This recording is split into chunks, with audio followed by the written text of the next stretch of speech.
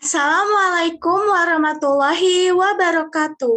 Halo, perkenalkan nama saya Anissa Farizafira dengan NIM C24012010002 dari kelompok 6 Praktikum Sistem Informasi Sumber Daya Perairan dan Perikanan. Pada kesempatan kali ini, saya akan membawakan micro teaching dengan materi Sistem Informasi Geografi 1. Nah, mari kita mulai dengan memahami materi dan apa itu sistem informasi geografis.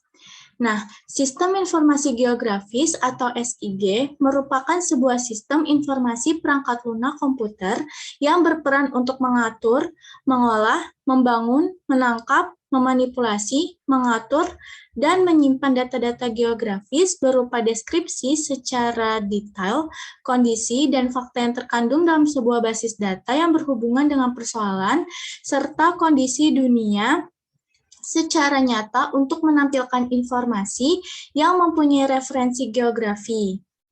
Nah, komponen-komponen dari SIG itu ada orang itu merupakan brainware, yaitu kemampuan manusia dalam pengelolaan dan pemanfaatan SIG secara efektif dan efisien untuk sebagai subjek dalam mengendalikan seluruh sistem yang diperlukan untuk informasi yang tepat dan akurat.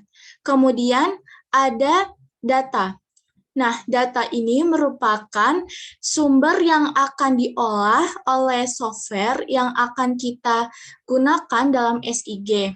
Kemudian ada perangkat lunak atau contohnya ini QGIS, merupakan komponen SIG yang berupa program-program pendukung kerja seperti input data, proses data, dan output data. Jadi software ini membutuhkan data.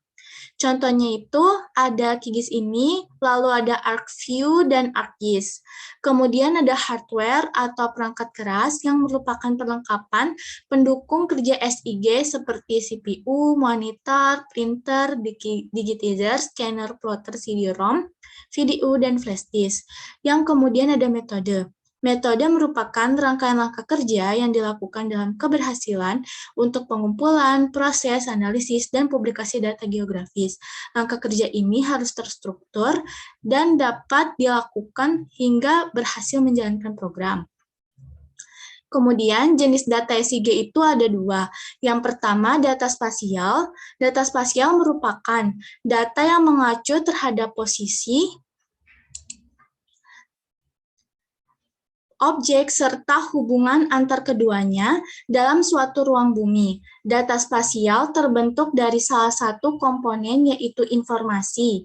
Data ini terdapat terkait bumi seperti permukaan bumi, bawah permukaan bumi, perairan, kelautan, serta berada di bawah atmosfer.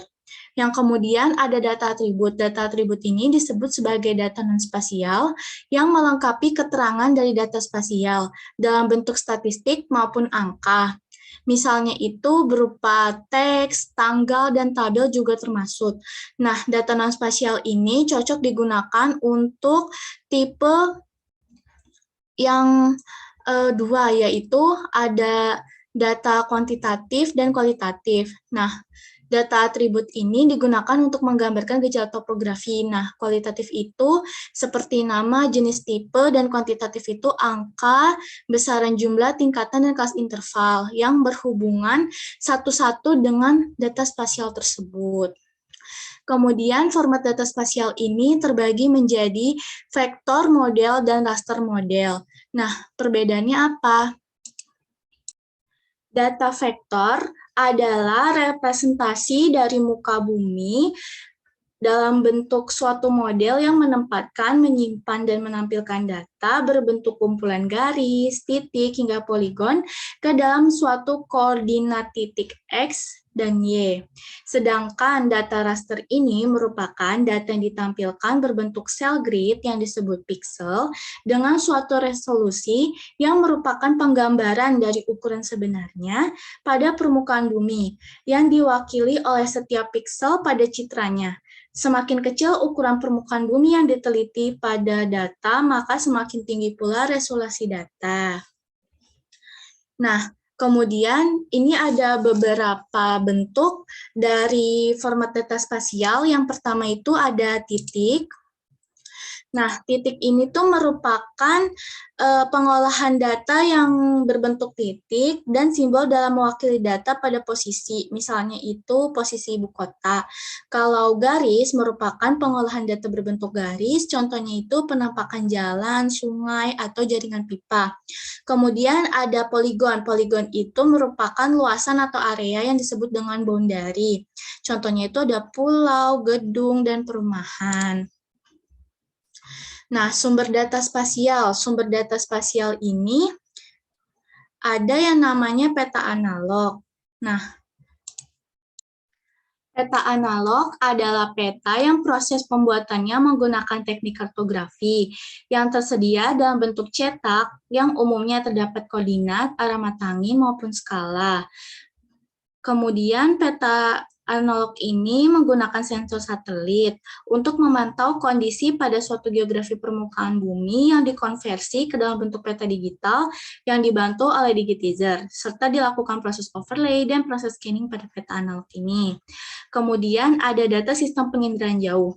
Data sistem penginderaan jauh ini merupakan data informasi fenomena suatu objek atau area tertentu dari jarak jauh atau tanpa kontak secara langsung, yang dapat memperoleh informasi mengenai objek, daerah, dan gejala pada permukaan bumi.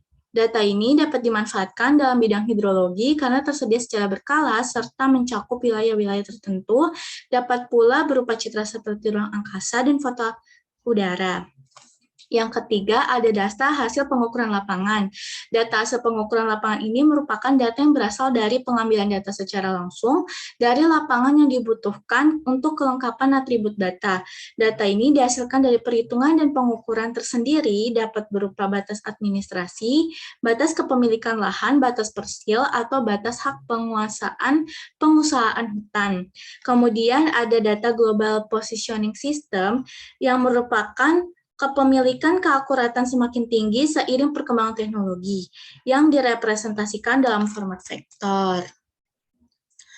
Demikian materi yang dapat saya sampaikan. Selanjutnya saya akan menjelaskan tentang contoh dari data spasial pada SIG 1.